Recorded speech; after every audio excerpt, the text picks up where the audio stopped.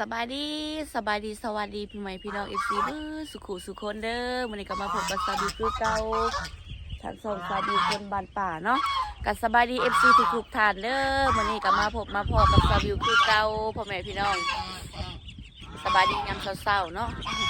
หน้ายังทันได้สวยพี่น้องเอ้ยวันนี้ซาบิหาตื่นแต่เช้าเนาะว้าเป็ดกระหล่ำขึ้นมาเลยทุกคนตื่นแต่เช้าสิมาเก็บมาแตงขายทุกคนเลยอันนี้ก็สิเป็น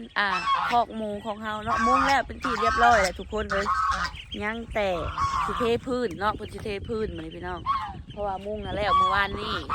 มื้อนี้ก็สิเทพื้นโอเคพี่น้องเดี๋ยวสบิวน่ะสิลงไปเก็บมักแตงก่อนทุกคนเดี๋ยวมันสวยเนาะหนาวพี่น้องเอ้ยตอนนี้หนาวแฮงเจ็บจนเจ็บคอเนาะเย็นแต่เมื่อวานนี้ทุกคน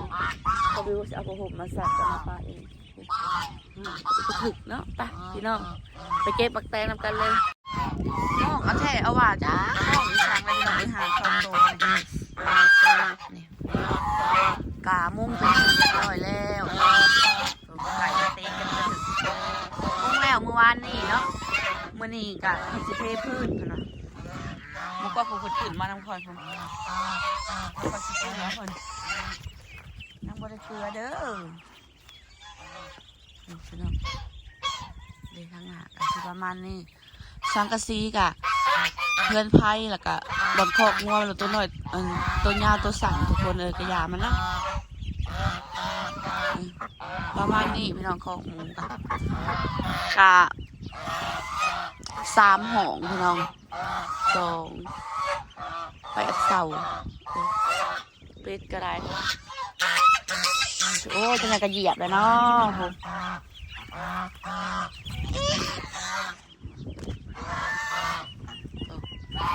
อันนี้คอกหมูบุนี่สิเทพี่น้องใช้ไกลอันห่านเลยก็ไปพี่น้องเอ้ยนี่สิไปเก็บมาแตงก่อน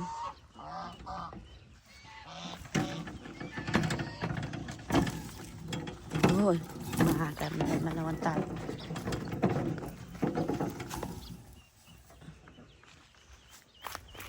แตงนั่นเห็นละบ่ว้าเย็นอะไรทุกคนกระตากระลมปังงานเย็นอะไรเอาหวานเนาะสิลงสวนน้ำก่อน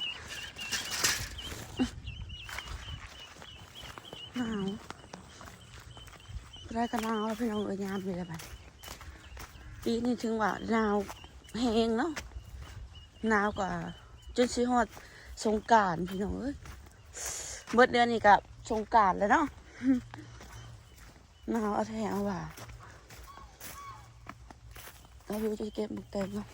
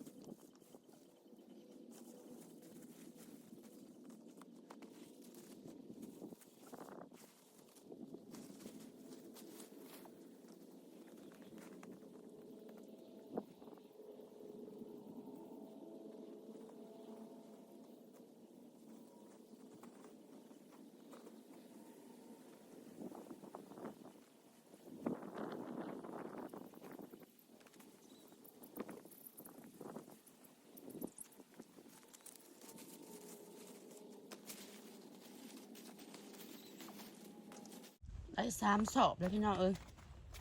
เก็บมาก็ได้3 แถวเนาะ